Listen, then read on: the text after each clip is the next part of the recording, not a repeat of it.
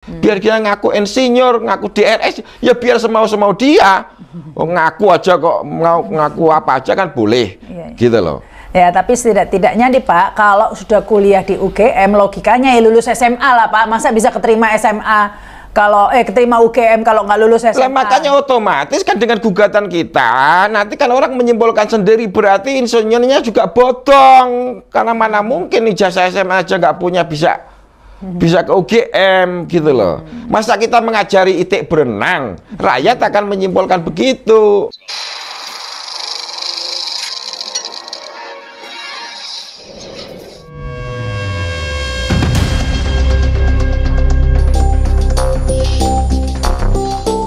Sekarang kita beralih ke materinya ya. Mbak Rahma ini orang mana? Jawa Timur. Jawa lah, ya, pokoknya Jawa ya. Pasti pernah dengar idiom Jawa yang namanya wong legan golek momongan. Saya yakin Pak Indro Cahyono ngerti. Jadi itu menyusukan beruk di hutan. Ya, ngapain UGM repot-repot bikin jumpa pers yang kita gugat bukan ijazah UGM-nya, bukan berarti karena ijazah UGM-nya palsu, asli. Tetapi itu lemah kalau kita gugat UGM-nya, karena yang ada di syarat konstitusi itu cuma ijazah SMA. Nah, jadi rupanya yang SMA-nya ini ketakutan, nggak ada yang muncul sekalipun Mahmud Nurwindu yang saya sebut jutaan kali, yang jelas-jelas kesaksiannya palsu, dia nggak pernah sebangku, ngomong sebangku, gitu loh. Oh, jadi Pak Mahmud ini mengaku teman sebangkunya Jokowi. Iya kan, dokumentasinya ada di mana-mana. Saya sebangku sejak kelas 1, 2, 3, Jokowi ranking 1. Kalau saya contekin nggak boleh, ya itu Mahmud itu bohong semua.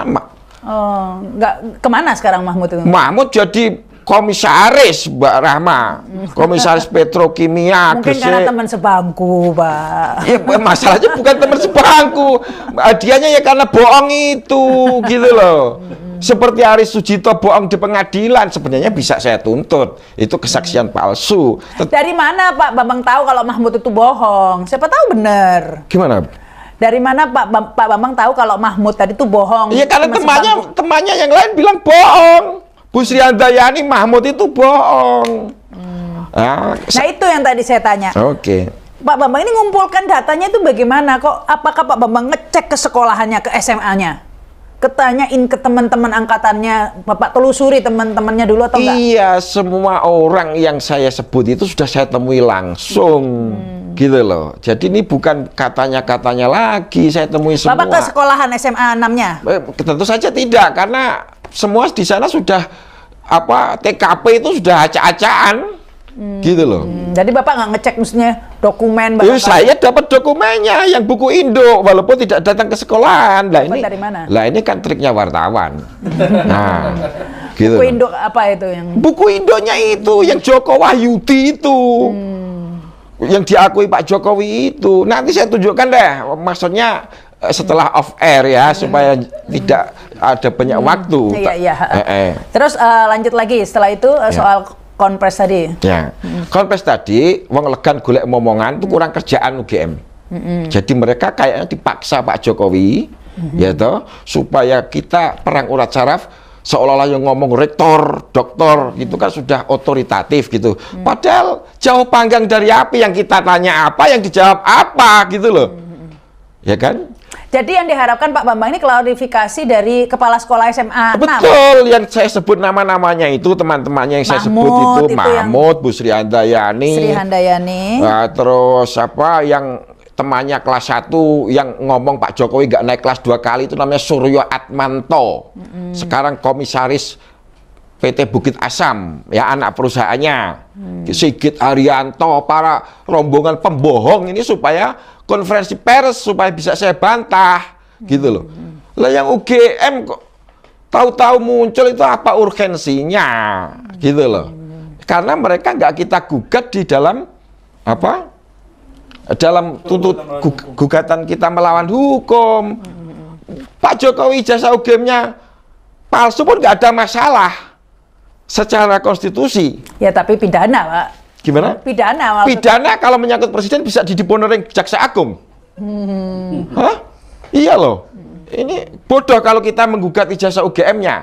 Tapi bukan berarti kita tidak menggugat ijazah UGM-nya itu sebagai palsu, bukan berarti karena itu asli, tapi karena itu strategi kita. Jadi begini, ini semua kalau kita berhasil kita buktikan gugatan ijazah SMA Pak Jokowi tidak sah di pengadilan, gitu ya, syaratnya tidak sah, dia presiden nggak sah, gitu.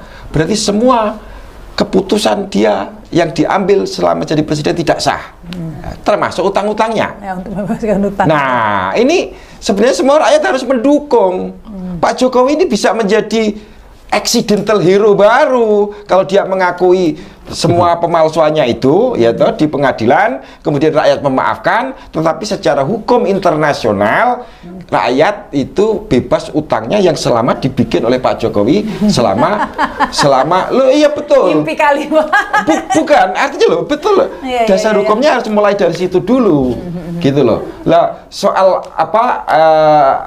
pelaksanaannya kita harus meniru Israel. Israel itu berdiri dengan melanggar seluruh hukum internasional. Kenapa bisa?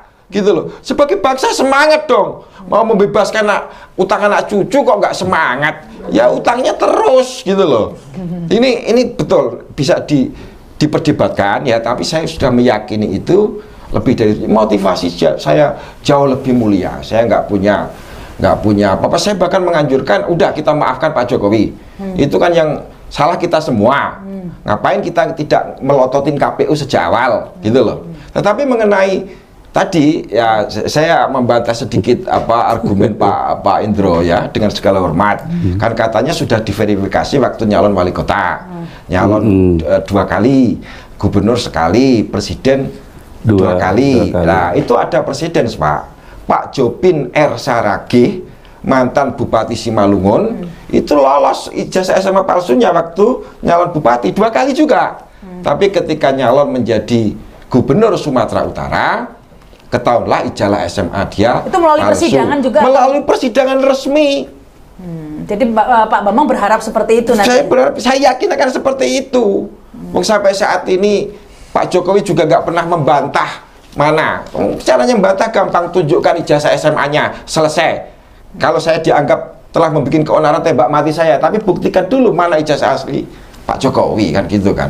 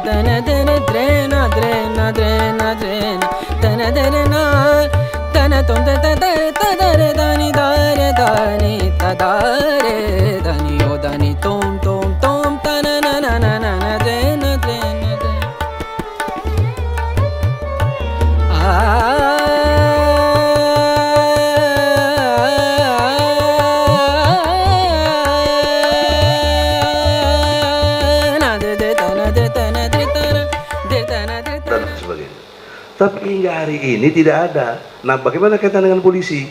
Jaksa menjawab, ya kami dapatnya begini bang dari polisi. Begitu. Berarti polisi kagak ada. Dan setiap yang saksi saya tanya, ketika di BAP, apakah Anda diperlihatkan ijazah aslinya? Tidak. Bagaimana? Kalau ada, kan polisi juga nggak mau repot-repot. Mestinya tinggal kasih tahu aja ini aslinya. Ya. Kenapa harus ditangkap ini? Padahal kita sedang membuktikan di Perdata, Pengadilan Negeri Jakarta. Itulah jawabannya. Jadi dugaan keras saya hingga hari ini polisi tidak punya, sehingga tidak bisa ngasih ke jaksa. Jaksa juga tidak punya. Jaksa tidak punya, nggak bisa dihadirkan di persidangan. Itu konklusinya. Bagaimana Anda menilai? Kalau begitu, sebuah perbuatan pidana itu bisa dipertanggungjawabkan kalau ada unsur kesalahan, dan unsur kesalahan kalau mendasarkan KUHP itu ada diatur di pasal 183, 184 tentang alat bukti, dan 185 ayat 2, bukti yang paling kuat adalah bukti yang dihadirkan di depan persidangan. Nah sekarang tidak ada kalimat itu, buktinya nggak ada, itu tidak ada kalimat selain itu, dan itulah yang disebut sebagai integrated criminal justice system, atau di dalam bahasa Indonesia adalah sistem peradilan pidana. Ngerti. Pasal 185 itu kan konklusi yang amat jelas tentang dihadirkan di persidangan. Pertanyaannya, sampai hari ini di persidangan tidak pernah ditampilkan ijazah asli. Bagaimana ahli menilai? Ya, kalau saya mengatakan berarti tidak ada perbuatan pidana karena tidak bisa dibuktikan yang asli.